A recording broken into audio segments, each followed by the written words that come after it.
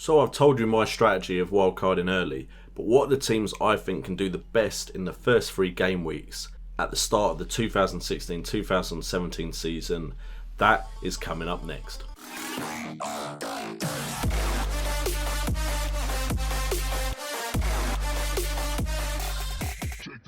What's up guys, and welcome to JNO United, bringing you the best in football news, entertainment and games. And today we're looking at the teams that have the most promising start to the season in the first 3 game weeks, who I'm going to focus on for my team before the wildcard used between game weeks 3 and 4. And today we're focusing on the teams that I believe are coming up against weak defences and can get you those big points. Before we get into that, if you're new around here, make sure to subscribe. We hit 1,300 I believe on Tuesday, so that is fantastic. Literally over 500 subs while I've been doing 30 days of FPL. It's been absolutely amazing. But let's get on with the teams I'm focusing on. Now the first team I want to bring to your attention is Swansea. Now if Swansea can keep some of their best players, Gylfi Sigurdsson and Andre Ayew, then their first 3 fixtures are not that difficult at all as far as the teams they're coming up against defensively. Now if you ignore the fact that they're playing Leicester in game week 3, and Leicester don't have Kante now, they have an away trip to Burnley and then a home game against Hull. Now both teams are just coming up into the Premiership. They may go all out defence just to try and settle themselves in the Premier League, but they may absolutely crumble the first time they come up against Premiership competition.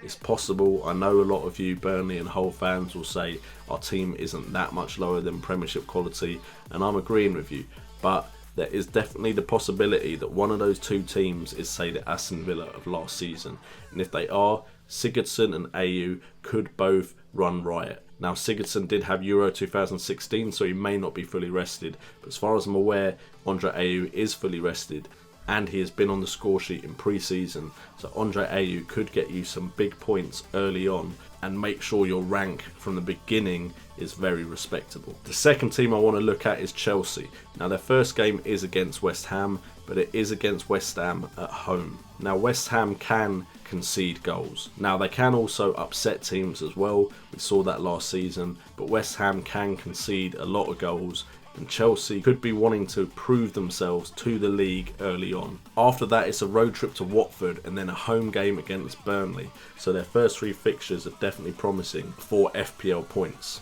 Now I'm looking at the likes of Eden Hazard, hoping he starts the season off on fire and in form, and getting me those big points to make me one of the best players early on in the season. But perhaps you're looking for a cheap option to get you those points early on in the season, and I'm looking at Middlesbrough. Their first 3 fixtures are not that difficult as far as the defences that they're coming up against. They have a home game against Stoke, and Stoke weren't necessarily that strong defensively on the road.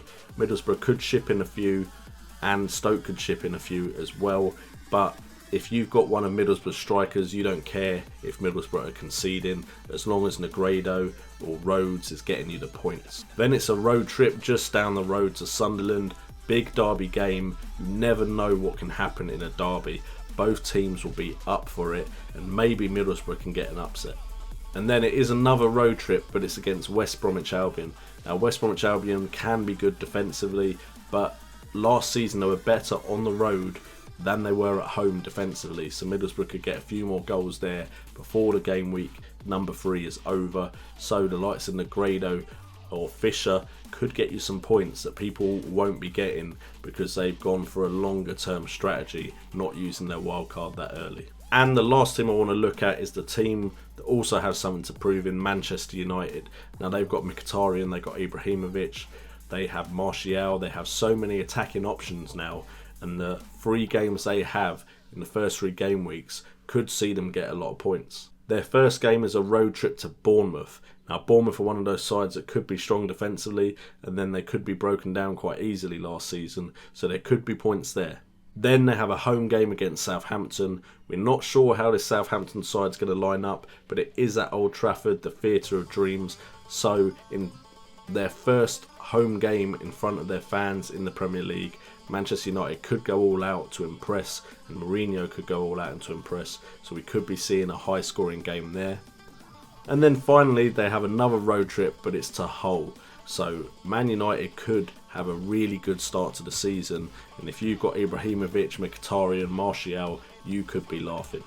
Anyway guys, I hope you've managed to get an insight into my strategy going into the first 3 game weeks before I play my wildcard. Those are the teams that I think the fixtures look promising for.